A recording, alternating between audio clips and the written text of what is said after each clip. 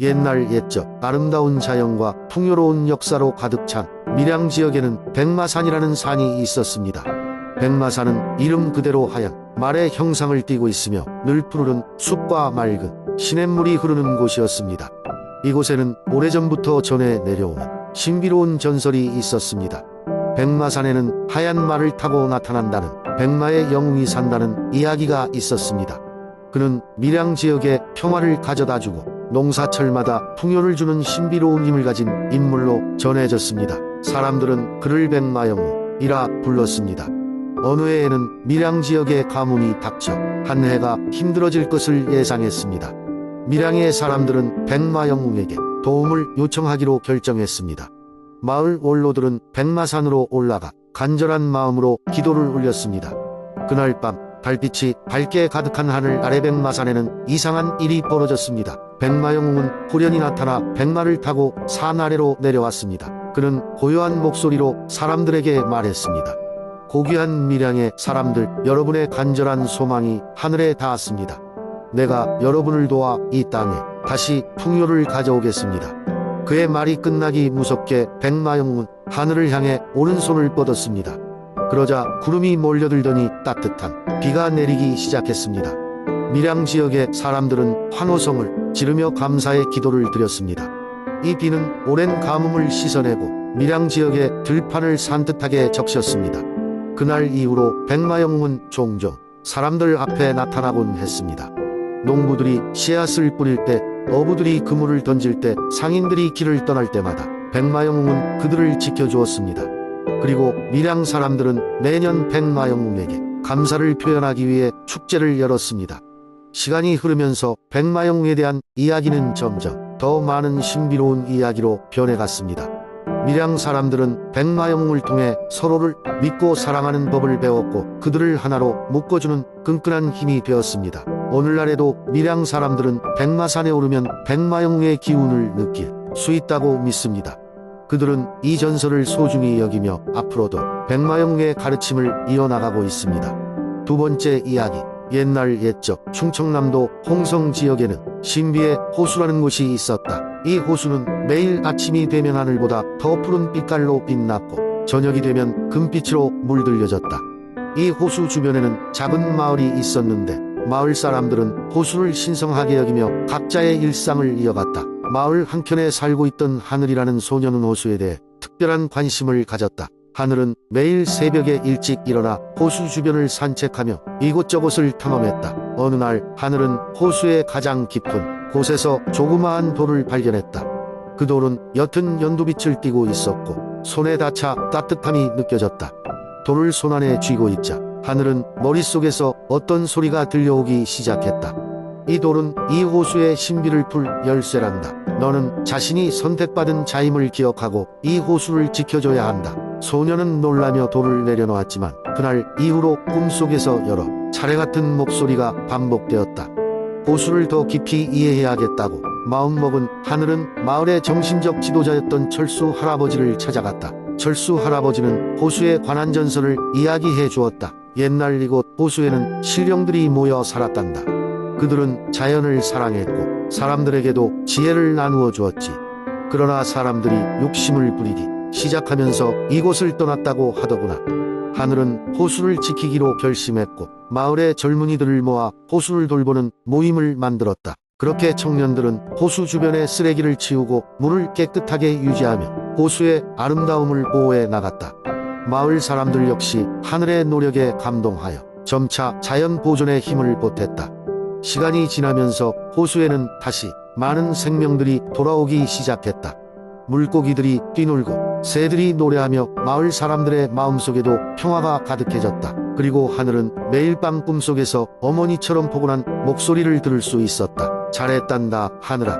너의 노력이 이 땅의 평화와 조화를 가져왔구나. 이제는 홍성의 새로운 전설로 남은 하늘의 이야기는 마을의 자랑이 되었다.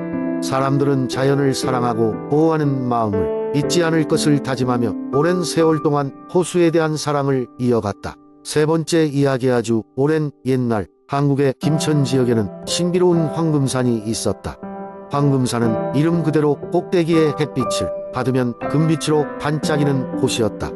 사람들은 이 산이 신비한 힘을 가졌다고 믿으며 존경했다. 황금산에는 여러 전설이 전해져 내려왔으며 그중 가장 유명한 이야기가 바로 황금 연못의 전설이었다.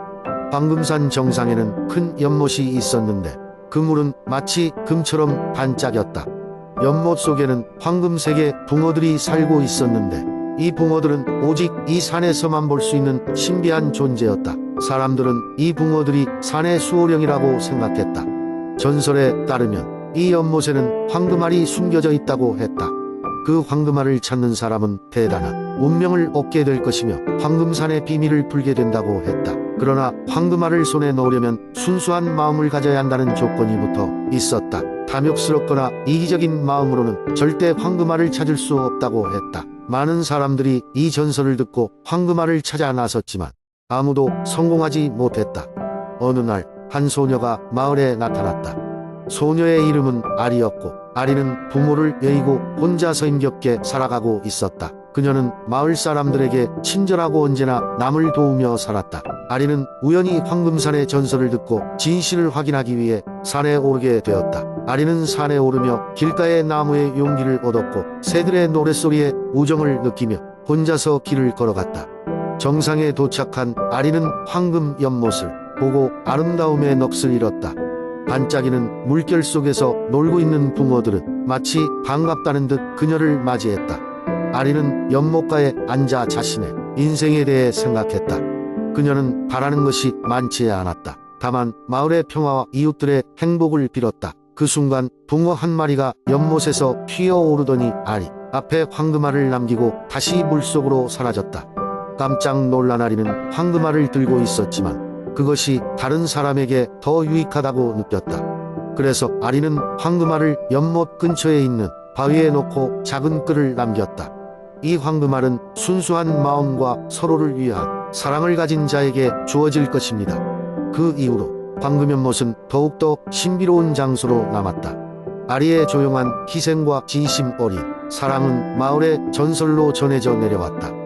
사람들은 아리를 진정한 영웅으로 존경하며 그녀의 이야기 속에서 서로를 위한 진정한 사랑과 배려의 의미를 되새겼다. 황금산은 여전히 그 자리에 존재하며 김천 지역에 사는 사람들에게 소중한 이야기를 전해주는 기억의 산으로 남아있다. 네 번째 이야기. 옛날 옛적 한국의 작은 마을 제천에는 숲 깊숙한 곳에 비밀 연못이 있었다. 그 연못은 사람들에게 잘 알려지지 않았고 오직 마을 내 오래된 전설들만이 그 존재를 암시했다. 전설에 의하면 연못은 하늘에서 떨어진 별의 눈물로 만들어졌으며 그 물에는 신비한 힘이 깃들어 있어 마음이 맑은 자가 그 물에 손을 담그면 어떤 소원이라도 이룰 수 있다고 했다. 제천의 사람들은 대부분 이 전설을 믿지 않았고 그저 오래된 이야기라고 여겼다.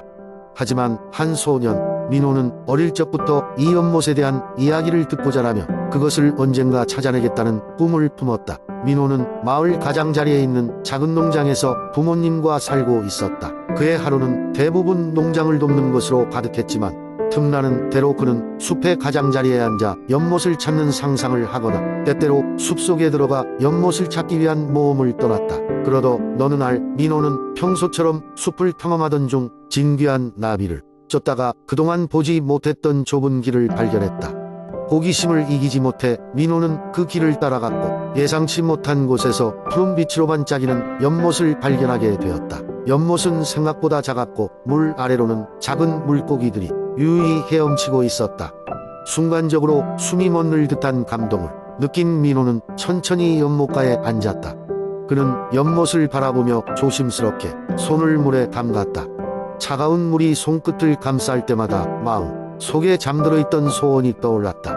그것은 그의 아픈 할머니의 건강을 되찾고 싶다는 간절한 바람이었다. 민호는 눈을 감고 진심으로 간절히 빌었고 그 순간 연못에서는 작은 물보라가 일며 밝은 빛이 번쩍였다. 그 후 마을로 돌아온 민호는 얼마 지나지 않아 할머니의 건강이 수상할 만큼 빠르게 호전되는 것을 목격하게 되었다.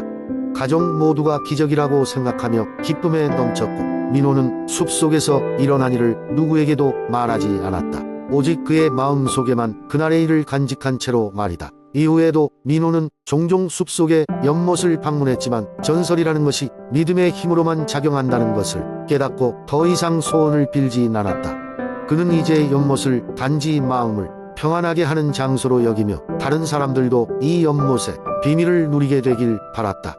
세월이 흘러 민호는 어른이 되었고 제천을 다시 방문할 때면 그의 어린 시절을 떠올리며 연못을 찾아가곤 했다. 그리고 시간이 지나도 변치 않는 그 맑은 물길 속에서 그는 언제나 자연의 신비로움의 경의를 표했다. 이로써 제천의 비밀 연못은 그 자체로 마을 전설 속의 작고 소중한 이야기가 되어 사람들의 마음속에 오래도록 남게 되었다. 5번째 이야기. 옛날 옛적에 서산 지역의 한 아름다운 마을에는 전설적인 바위가 있었습니다. 그 바위는 마을 중심부에 자리 잡고 있었고 자연의 조화 속에서 마치 마법처럼 빛났습니다. 마을 사람들은 이 바위를 용의 바위라고 불렀습니다.